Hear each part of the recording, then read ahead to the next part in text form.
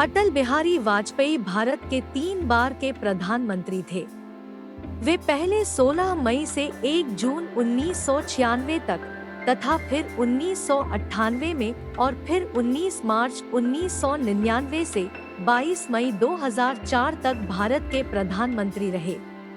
वे हिंदी कवि, पत्रकार व एक प्रखर वक्ता थे। भारतीय जनता पार्टी के नेता और भारत के 11वां प्रधानमंत्री रहे। वाजपेयी भाजपा के सहसंस्थापकों में से एक और वरिष्ठ नेता थे। वह एक हिंदू राष्ट्रवादी स्वयंसेवी संगठन आरएसएस के सदस्य थे। वह कार्यालय में पूर्ण कार्यकाल तक सेवा करने वाले पहले भारतीय प्रधानमंत्री थे जो कांग्रेस के नहीं थे। वह एक प्रसिद्ध कवि और लेखक भी थे। सर्वतोमुखी विकास के लिए किए गए योगदान तथा असाधारण कार्यों के लिए 2015 में उन्हें भारत रत्न से सम्मानित किया गया। 25 दिसंबर 2020 को पूर्व प्रधानमंत्री अटल बिहारी वाजपेयी की 96वीं जयंती के अवसर पर हिमाचल प्रदेश के मुख्यमंत्री जयराम ठाकुर ने पुस्तक अटल तो अटल है का विमोचन किया। इस पुस्तक के लेखक डॉक्टर इंद्र सिंह ठाकुर हैं। आइए सुनते हैं अटल बिहारी वाजपेयी के अनमोल विचार जो आपको जीवन में सफल होने में मदद करेंगे। जब तक सामाजिक न्याय नहीं है, तब तक स्वतंत्रता अपूर्ण है। छोटे मन से कोई बड़ा नहीं होता, टूटे मन से कोई खड़ा नहीं होता। जीवन एक फूल के समान है, इसे पूरी ताकत के साथ खिलाओ। मन हारकर मैदान नहीं जीते जाते, न मैदान जीतने से मन ही जीते जाते हैं।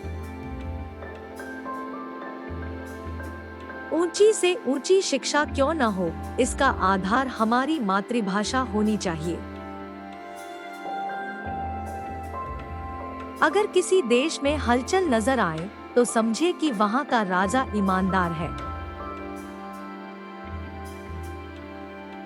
वास्तव में हमारे देश की लाठी कमजोर नहीं है, बल्कि वह जिन हाथों में है वे कांप रहे हैं।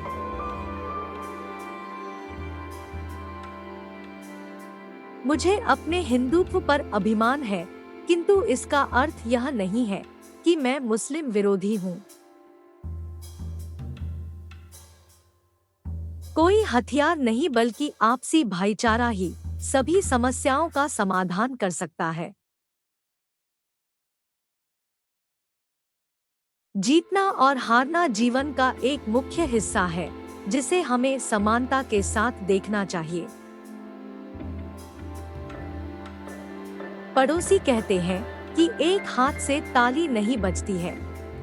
हमने कहा कि चुटकी तो बज सकती है।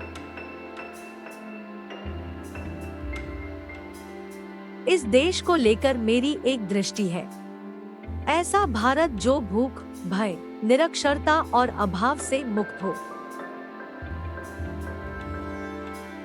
इंसान बनो, केवल नाम से नहीं, रूप से नहीं, शक्ल से नहीं, हृदय से, बुद्धि से, सरकार से, ज्ञान से। मैं चाहता हूं कि भारत एक महान राष्ट्र बने, शक्तिशाली बने, संसार के राष्ट्रों में प्रथम पंक्ति में आए।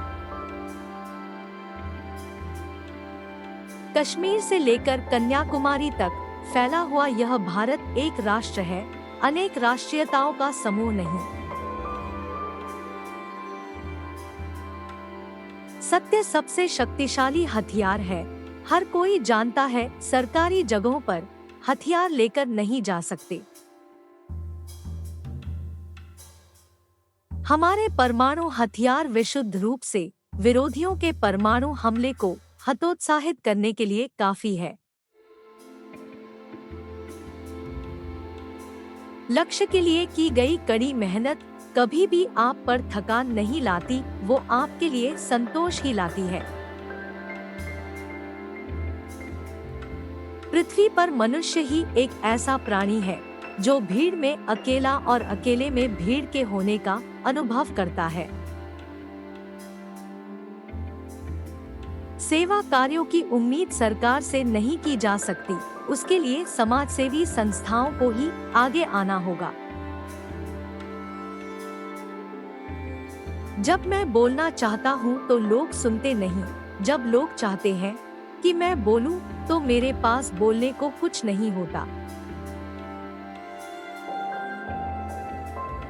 हम अगर देश में राजनीतिक और सामाजिक अनुशासन पैदा करना चाहते हैं तो उसके लिए भ्रष्टाचार का निराकरण आवश्यक है। लोकतंत्र बड़ा नाजुक पौधा है। लोकतंत्र को धीरे धीरे विकसित करना होगा।